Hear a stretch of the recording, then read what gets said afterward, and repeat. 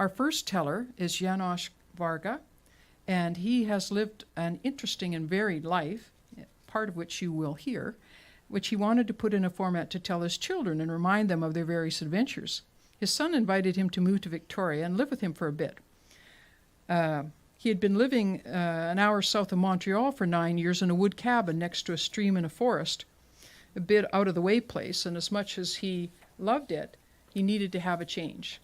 After he arrived, someone told him about the Victoria Storytellers Guild, and he has dived right into it. And he has told at least some of the stories he was planning to record for his children. Here's one of his experiences out there, far from home.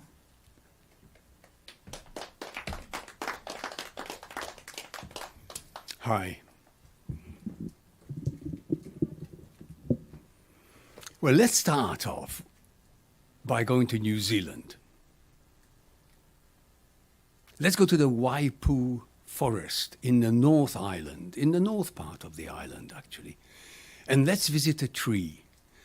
The tree is the Lord of the Forest. Doesn't that sound great? I don't know about you. I mean, I don't know if you enjoy things that you have a close connection to, but I have a close connection to trees. I like to stand and look at them and some feel their presence, their roots digging deep into the ground. And sometimes I go up and touch the bark and hug. I'm a tree hugger. I'm so sorry, I don't know. But this tree is really special. This tree, and some First Nations call trees standing people. And there's a 6-part series on YouTube by Joseph Campbell, The Power of Myth. And if you haven't listened to it, do. And he mentions that if you stand in front of a tree and call it thou, it's a different ego that speaks if you call it it. And I try that. And, it makes a difference. And so when I hear of the Lord of the Forest and in the northern part, and I happen to visit New Zealand quite a few times, I thought I've got to go and visit. One of my daughters, I got 3 kids living in New Zealand. One of my daughters is on the North Island, about 2 hours from this tree. And the Lord of the Forest in Maori is Tane Mahuta. That itself is a beautiful, beautiful couple of words. And you might have heard of Maoris. They're the first people of New Zealand. There were, I suppose, all over the world where we were warlike nations, and they had tattooed faces, and they would do a haka. I don't know if you've seen a haka. If you've ever watched an All Blacks rugby match, you would see them perform a haka at the beginning of the match. And what they do is they get into an open stance like you see sumo wrestlers, low on the ground. Then they rhythmically slap their thighs. Go, Akabanua, go. And then some of them stick their tongues out to touch their chins. And it's a call and response thing. One person calls and all the others respond. And I'm telling you, to see these 6 foot wide, 6 foot 6 tall guys with legs the size of tree trunks in this squat, and they're calling and slapping their thighs, I'm just very thankful I'm not in the opposing team. It's really powerful.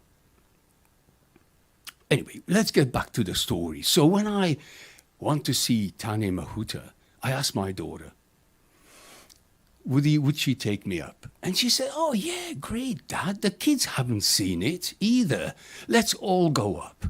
Well, she has twins, plus another son. And, okay, as much as I loved her inviting me to go up there was also a bit of trepidation. You know what twins, 3 boys can be like? And I just mentioned to you, I like to be in front of a tree. I like to meditate. I like to be in silence.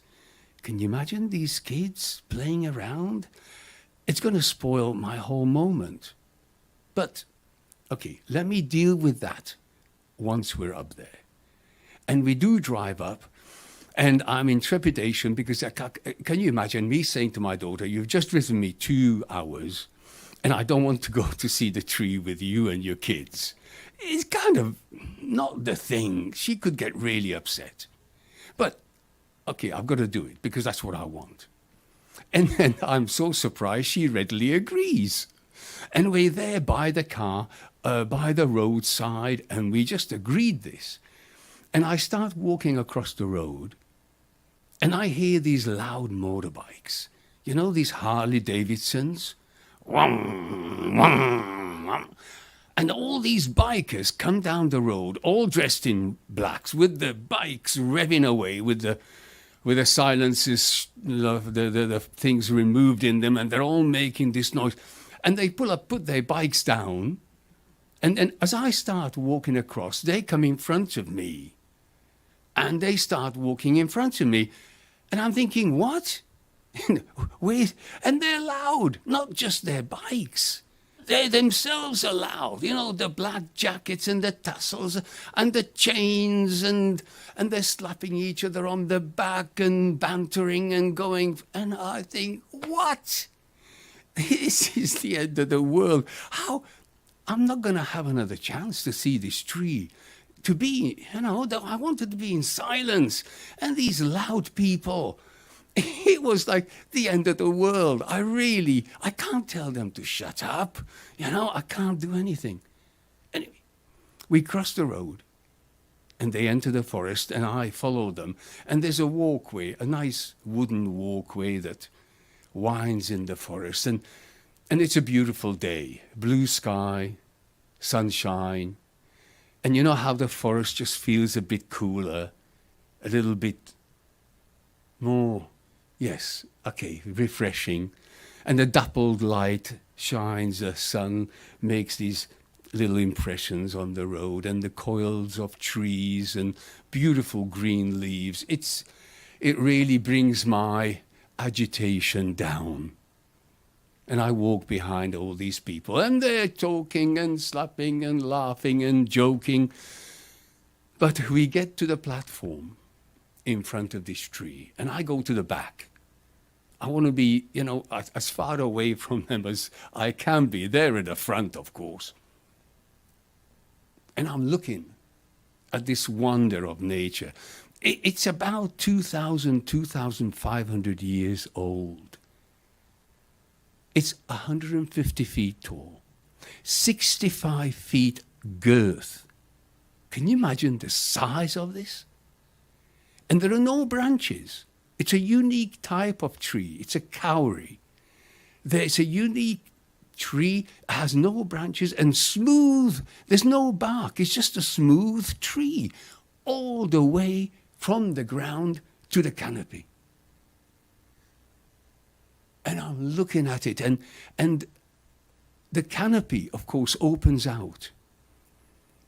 And can you imagine how many creatures, butterflies, insects, worms, ants, caterpillars, whatever it is, live up there? How many plants have made it their home over thousands of years? It's a thing of wonder. And as I'm standing there looking at the tree, I notice that they are no longer loud. There's actually silence. And I look, and to my left, one of the guys comes like 2-3 feet away from me. And then I hear, "Go Akabanu." I can't believe it. They're going to do a haka. Now, hakas are used in war to frighten the enemy, but they can also be used in a cultural context to celebrate, to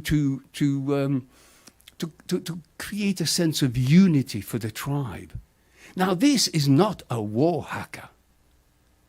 This is a haka to honor the tree. And honestly, I have goosebumps right now as I'm telling you this. because that's how it felt. I am the only non-Maori person on this platform with this group of people. And then I see that, okay, they are bikers, but they are all Maori. It is their tree, their land. They've shared this land for thousands of years together. And there's a call and response, and the person who's close to me says, some makes a call, and they all respond, and they're all looking at the tree as I am. I am so privileged to have been in this moment. So incredible.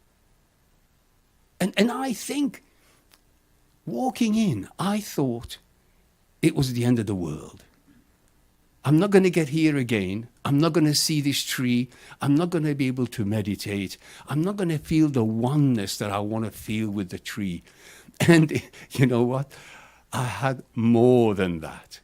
I witnessed the group of people who've shared this land with this tree for thousands of years. I witnessed them talking to their deity. I witnessed something that you just can't recreate. You can't create this moment. And it reminded me of something that the Dalai Lama once said. He said, not getting what you want is sometimes a wonderful stroke of luck. And that truly was. Thank you very much.